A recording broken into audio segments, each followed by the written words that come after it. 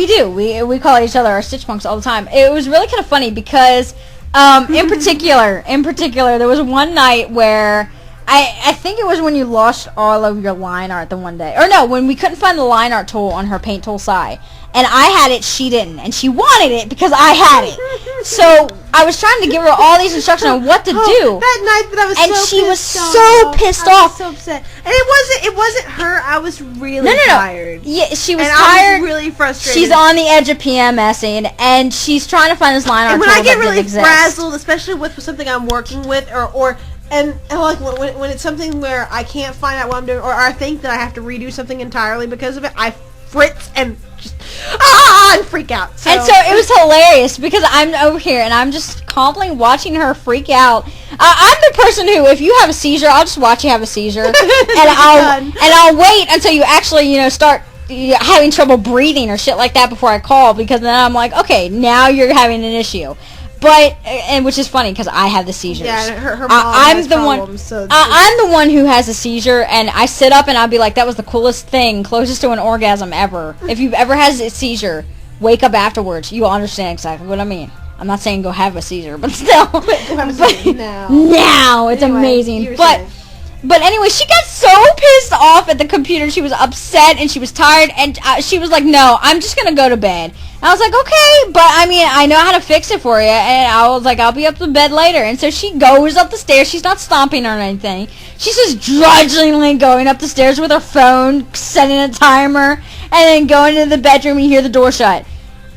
No less than 5 minutes later, you hear the door open. She comes across the room. I lay there for like 5 minutes, and I felt so bad. She comes downstairs. She comes over, and I'm already involved in writing stuff, and I'm sitting there drawing. And I'm listening to music, and I got my headphones in. I'm perfectly fine. She's like, what? She comes over, flops on the couch, and just glomps me. And she's like, "I'm sorry." And she looked like she was gonna cry. And I'm like, "What?" I was like, "What?" I didn't even take the headphones out of my ears. I finally took one out, and I'm like, "What are you doing? I thought you were tired. Go to bed." She's like, "I'm so sorry. I didn't mean to snap at you." And I was like, "What are you talking about?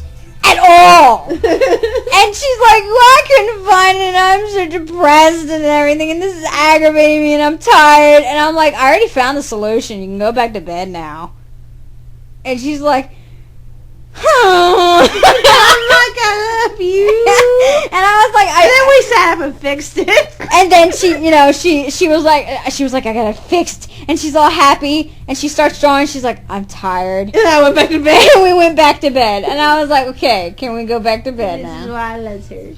Yeah, because I'm the calm one in the situation. You'll see this in the comic. There's one part. No. So bad. There's one part I'll tell you. We actually get chased by the alchemist, and we'll get chased mostly by either the Thurgus or the alchemist. But they're chasing us down this road. We're driving away in this Jeep. Now she's driving, and I'm in the passenger seat watching this thing chase after us. Big bloody thing, blood spewing everything, made of carcasses everywhere, chasing after us. What am I doing? I'm just remaining calm, watching this thing, making sure it doesn't get near the car. I am doing what I do in real life. Screaming. No, I'm doing what I do in real life. A string of curse words and hyperventilating. Yeah, and she's screaming, and she's swerving, and I'm like, scene where we think something's in the house, and the first thing I do is grab a baseball bat. I do this. Yeah, and me, I go straight for the shotguns and the crossbows I got in the closet. But she freaks out over everything, and I just casually walk up to it. And this happens in real life. It does. We had somebody at our back door one night, and I couldn't tell who it was. And she picks up a hockey stick. It comes from where I used to live with my husband. We lived right next to a really bad part of town, and we actually did have the case. We had our phone lines cut one time. We had kids setting off fireworks in our backyard and stuff. And it's not. We didn't have anything major happen, but I've heard of people who have major things happen in that area.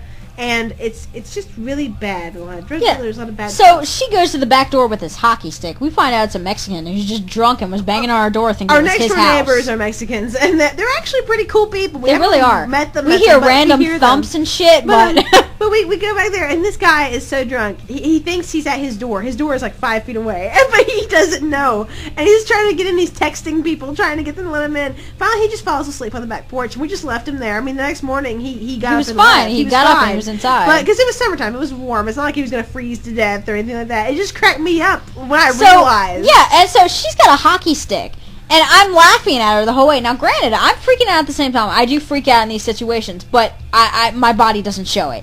I don't know if it's because, my body has random freakouts, a.k.a. seizures, but I'm just generally very calm when shit happens.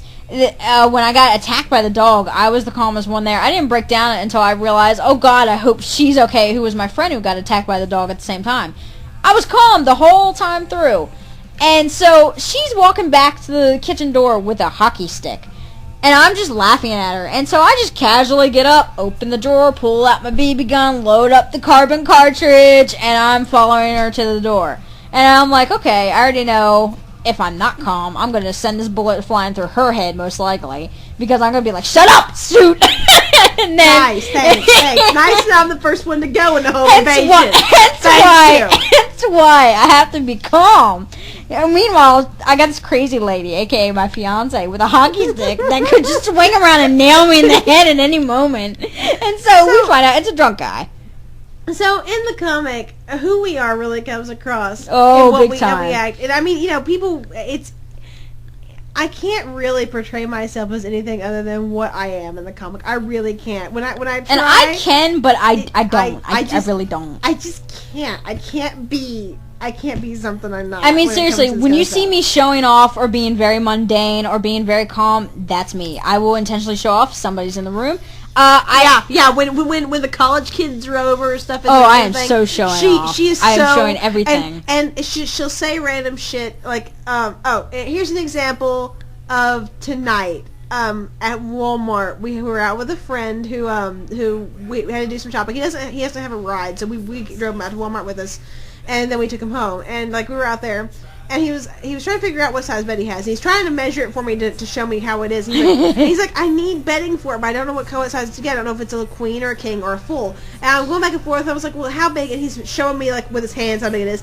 And I was like, Rattles, what size do you think this bed is? And she was like, well, it depends. Is it big enough to fit 2 girls in it? And he just stops and looks at us, and she just kind of grins. and that kind of stuff, she does this a lot to people all the time. I have no shame. I'm just like Lewis. Everybody laughs it off and goofs around and stuff. Yeah, I am just like Lewis. I have no shame or dignity. Once you've been through the military, you learn to get rid of that shit out the door real fast. And pretty much in the comic, you will see this when other characters are around. She insinuates more, she jokes more, she laughs more, she's louder, and even with the Stitch Punks themselves. And then eventually, cause it's kind of funny. If it's just me and her and the Stitch Punks, I just calm the fuck down. She's cool. She's just typing or doing something like that in the background. It's only when other people are around. I'm very much a performer. I'm such an Anton. It kills me. But it's kind of funny. It's really kind of funny because I remember back when I was a part of AmpGuard, which is the whole fantasy role-playing live-action stuff. I was in the house, and I was very rambunctious and very ecstatic and everything. And a week later, I'm sitting there, and I'm just playing a game. I'm very focused on this game, and I'm just playing it to get through it. And Nick comes in the room, and he just stops and looks around. He's looking for something in the room, and he goes to leave, and he stops outside the door. He bolts back in, and he's got those curtains, those bead curtains, so he doesn't really have a door. So he comes back in, and he looks around, and he spots me, and he stops, and he stares. And Richie comes downstairs, my best buddy from school, and he comes in, and he looks at Nick, and who's looking at me. Looks at me, looks at Nick, looks at me, looks at Nick. Looks at Nick, and is like, what's the matter? And Nick's like, that's the quietest I've ever seen her been. That's the stillest I've ever seen her been. And he's like, yeah, she's like that with video games. And he just casually walks away. Nick, on the other hand, is blown away. He's like, where's the rabid Rattlecat that was here 2 seconds ago? What happened? And I was like, I woke up. That's it. Because in the morning, I'm dead. In the evening, I just drop dead. And I'm done. But yeah, that's how we got into the 9 fandom. I don't know where the hell we got any of this conversation. But that's how we got there, Deathsock. That's how we ended up where we are today. Pretty much. With Stitch Girl and Prosa's question. Can we just hold that off till tomorrow? Because I am so tired. I guess. She guesses. She'll be up drawing. I'm going to go pass out. Oh, but I'm tired too. It's 6:30 it's 6:30 in the morning, and it's on the weekend. We've got all day. We've been up since, what? Since 9 a.m. 5 this afternoon. We took a nap in the afternoon. Yeah. But, yeah. So we're like tired and worn out. It takes a while to do these things if you haven't noticed. Oh yeah, so but yeah, we'll answer Stitch Girl and Process tomorrow and have that up sometime in the evening. So yes. So anyway, bye. We love you, people. Bye.